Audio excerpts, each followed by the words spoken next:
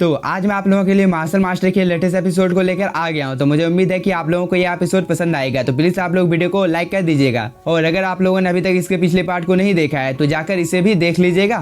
तो जैसा कि लास्ट पार्ट के एंड में हम लोगों ने देखा था कि चेंग साओ ने मेडिसिन को रिफाइन करना शुरू कर दिया था। इस चीज को देखकर लैंडलॉर्ड बहुत ही ज्यादा शॉक हो जाता है। और अब आगे एपिसोड की शुरुआत में हम लोगों को फर्नेस को दिखाया जाता है जिसके आसपास में बहुत ही अमाउंट में स्पिरिचुअल एनर्जी इकट्ठा हो जाती है। इस चीज को देखकर ओल्ड मैन डाजी थोड़ा सा शॉक हो जाता है। इधर चेंग साओ अभी भी बहुत सारी मेडिकल मेडिसिन को बाहर निकाल कर इस फर्नेस के अंदर में डाल रहा था, जिसकी वजह से इस फर्नेस के अंदर में और भी अमाउंट में स्पिरिचुअल एनर्जी इकट्ठा होना शुरू हो जाती है। इस चीज को देखकर लैंडलॉर्ड बहुत ही ज्यादा घबरा जाता है और वो बोलता है चेंग साओ ने बहुत सारी मेडिकल मेडिसिन को इस फर्नेस के अंदर में डाल दिया, तो क्या यहाँ पर ऐसा नहीं हो सकता है कि यह फर्नेस ब्लास्ट होने वाला है। तभी फर्नेस के अंदर में कुछ हलचल होने लगती है क्योंकि शायद से अब ये फर्नेस यहाँ पर ब्लास्ट होने वाला था। इस चीज को देखकर यहाँ पर ओल्ड मैन डाजी भी बहुत ही ज्यादा शॉक हो जाता है क्योंकि इसे भी यहाँ पर लगने लगा था कि फर्नेस अब ब्लास्ट होने वाला है, क्योंकि फर्नेस के अंदर से बहुत ही अमाउंट में स्पिरिचुअल एनर्जी बाहर निकलने लगती है। लेकिन चेंग साओ यहाँ पर अभी भी हार नहीं मानता है और वो यहाँ पर अपने किसी सीक्रेट टेक्निक को परफॉर्म करने लगता है जिसकी वजह से वो यहाँ पर फर्नेस को स्टेबल कर सके।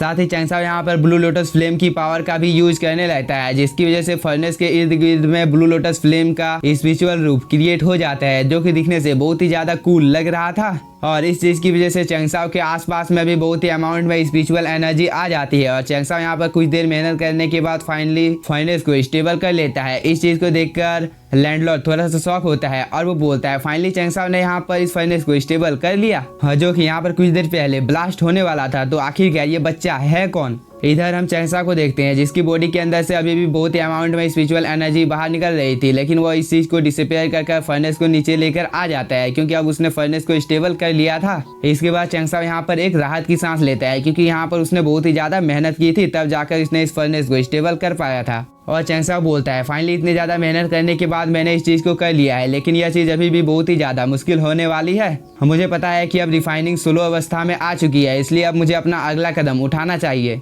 इसके बाद वो इस दिशा की ओर देखने लगता है। इस चीज को देखकर यहाँ पर लैंडलॉर्ड बोलता है अब यहाँ पर एलेक्सर को धीरे धीरे रिफाइन किया जा रहा है। लेकिन मुझे यहाँ पर यह समझ में नहीं आ रहा है कि चेंग साओ आखिरकार रिफाइनिंग क्षेत्र में क्या कर रहा है। इधर हम चेंग साओ को देखते हैं जो कि अचानक से आगे की ओर बढ़कर आने लगता है। तभी वो अचानक से इस फर्नेस के ऊपर एक छोटा सा अटैक कर देता है और साथ ही इसने यहाँ पर इस ट्रेजर को भी एक्टिवेट कर दिया था, जिसकी वजह से यहाँ पर एक बहुत ही ज्यादा पावरफुल फॉर्मेशन इस ट्रेजर के नीचे बन जाता है और इस चीज की वजह से इसके अंदर से बहुत ही अमाउंट में स्पिरिचुअल एनर्जी बाहर निकलने लगती है। इस चीज को देखकर लैंडलॉर्ड बोलता है क्या ये लड़का पागल है जो कि यहाँ पर वो ऐसी हरकतें करने की कोशिश कर रहा है, क्योंकि यहाँ पर चेंग साओ ने वेपन रिफाइनिंग एरिया के फॉर्मेशन को एक्टिवेट कर दिया है। इसलिए यहाँ पर क्या मैं जो सोच रहा हूँ इस चीज को यहाँ पर चेंग साओ करने की कोशिश कर रहा है, क्योंकि मुझे लगता है कि चेंग साओ एक साथ एलेक्सर और वेपन दोनों को रिफाइन करना चाहता है, लेकिन यह चीज तो नामुमकिन है। लेकिन क्या चेंग साओ सच में इस चीज को कर सकता है। दूसरी तरफ हम चेंग साओ को देखते हैं जो कि अपनी एनर्जी को बराबर भागों में इन दोनों के अंदर में डालने लगता है। साथ ही इसने यहाँ पर अपने कुछ स्टोन को भी इस जगह पर समन कर लिया था जिसकी पावर को वह एक्टिवेट कर इन दोनों की ओर भेज देता है,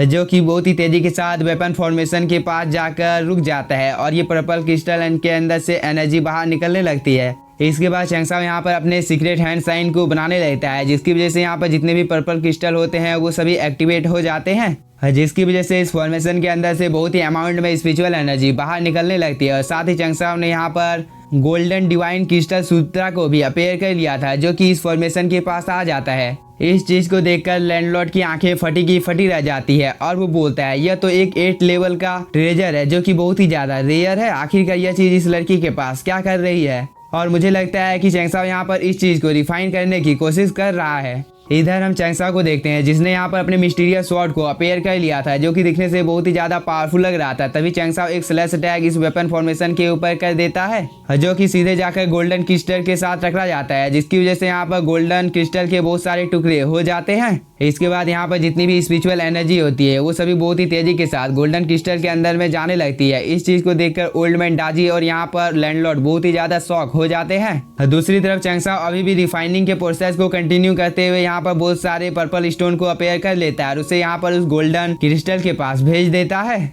और इस चीज की वजह से पहले जो गोल्डन टुकड़ा टूट गया था वो दोबारा से जुड़ जाता है। इस चीज को देखकर लैंडलॉर्ड बहुत ही ज्यादा शॉक हो जाता है और वो बोलता है चैंगसाओ ने फाइनली इस चीज को रिफाइन कर लिया है।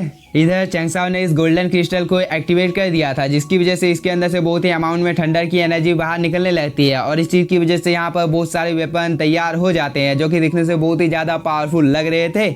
इसके बाद चैंगसाओ इन सभी वेपन को अपने पास ले आकर इन्हें कंट्रोल करने की कोशिश करने लगता है और वो फाइनली इन सभी चीजों को कंट्रोल कर अपने सोल सिम में रख लेता है। इसके बाद वह यहाँ पर अपनी एनर्जी को रिलीज करता है।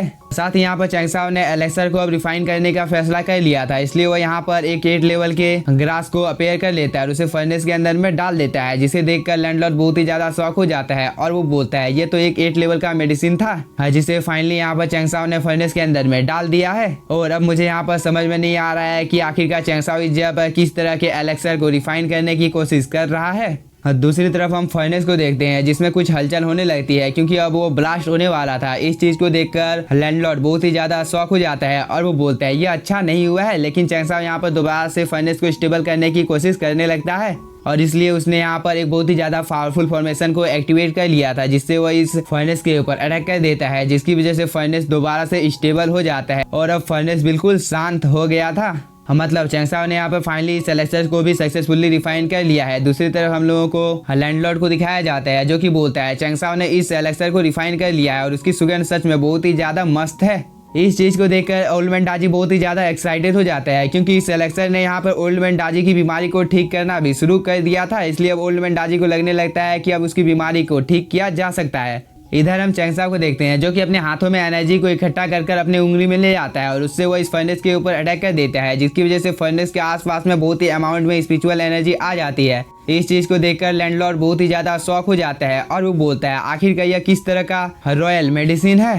तभी हम लोगों को फर्नेस को दिखाया जाता है जिसमें कुछ हलचल होने लगती है और उसका ढक्कन उड़ जाता है। इसके बाद इसके अंदर में जितने भी ज्यादा मेडिसिन डाली गई थी वो सभी अब बाहर की ओर आ जाता है, जिसने यहाँ पर बहुत ही ज्यादा हाई ग्रेड के पील का सेव ले लिया था। इस चीज को देखकर यहाँ पर लैंडलॉर्ड बहुत ही ज्यादा शॉक हो जाता है। तभी ये सभी पील चैंगसाओ के हाथों में आकर रुक जाती है। इसके बाद चैंगसाओ बोलता है फाइनली इतने ज्यादा मेहनत करने के बाद मैंने इस चीज को कर लिया है और वो लैंडलॉर्ड को बोलते हैं क्या आप इस जगह पर गर्म पानी ला सकते हैं क्योंकि मुझे इस चीज की यहाँ पर आवश्यकता पड़ने वाली है। इस पर लैंडलॉर्ड भी अपने सर्वेंटों को बोलकर यहाँ पर गर्म पानी को ले आता है। इसके बाद चैंगसाओ ओल्ड मैन डाजी को बोलता है अब आपकी बारी है क्योंकि अब मैं इस प्रोसेस को शुरू करने वाला हूँ, इसलिए आप अपनी एनर्जी को रिलीज कीजिए। इस पर ओल्ड मैन डाजी भी यहाँ पर अपनी एनर्जी को रिलीज करने लगता है और चैंगसाओ एक पील को इस गर्म पानी के फव्वारे के अंदर में डाल देता है, जिसकी वजह से अब ये गर्म पानी एक दवा का काम करेगी। इसलिए चैंगसाओ बिना कोई टाइम जाए कि ओल्ड मैन डाजी को इसके अंदर में जाने के लिए बोल देता है और साथ ही इस मेडिसिन को ओल्ड मैन डाजी को एब्जॉर्ब करने के लिए भी बोल देता है। इस पर ओल्ड मैन डाजी भी हाँ बोलकर इस गर्म पानी के अंदर में चला जाता है। तभी चैंगसाओ यहाँ पर बाकी की पील जो इसके पास थी वो इन सभी पील को ओल्ड मैन डाजी को खाने के लिए बोल देता है। इस पर ओल्ड मैन डाजी भी बिना कोई टाइम जाके इन सभी पील को खा लेता है, लेकिन इस चीज की वजह से ओल्ड मैन डाजी को बहुत ही ज्यादा दर्द हो रहा था। इस चीज को देखकर चैंगसाओ बोलता है अगर तुम अभी इस दर्द को बर्दाश्त नहीं कर सकते हो तो तुम्हारी बीमारी कभी भी ठीक नहीं होगी, जिसकी वजह से तुम्हारी मौत हो जाएगी और तुम और ज्यादा पावरफुल कभी भी नहीं बन सकते हो। तभी हम लोगों को ओल्ड मैन डाजी को दिखाया जाता है जिसकी यहाँ पर मेरिडियन टूटना शुरू हो गई थी, जिसकी वजह से उसे बहुत ही ज्यादा प्रॉब्लम हो रहा था। इस चीज को देखकर लैंडलॉर्ड बोलता है यहाँ पर ओल्ड मैन डाजी की मेरिडियन टूट गई है। इधर हम ओल्ड मैन डाजी को देखते हैं जो कि चैंगसाओ को बोलता है चैंगसाओ मेरी बॉडी के अंदर में बहुत ही ज्यादा दर्द हो रहा है और इस दर्द को मैं और ज्यादा बर्दाश्त नहीं कर सकता हूँ क्योंकि मेरी बॉडी के अंदर में जितनी भी ज्यादा मेरिडियन है वो सभी टूट चुकी है, इसलिए मैं इस दर्द को और ज्यादा बर्दाश्त नहीं कर सकता हूँ। और वो ये बोलकर यहाँ पर बहुत ही जोर से चिल्लाता है। लेकिन इसी के साथ हम लोगों का ये एपिसोड हो जाता है खत्म। तो अगर आप लोगों को एपिसोड पसंद आया होगा तो आप लोग कमेंट करके मुझे बता सकते हो और अगर आप लोगों को वीडियो पसंद आया होगा तो चैनल को सब्सक्राइब कीजिए और वीडियो को like. Thank you for watching.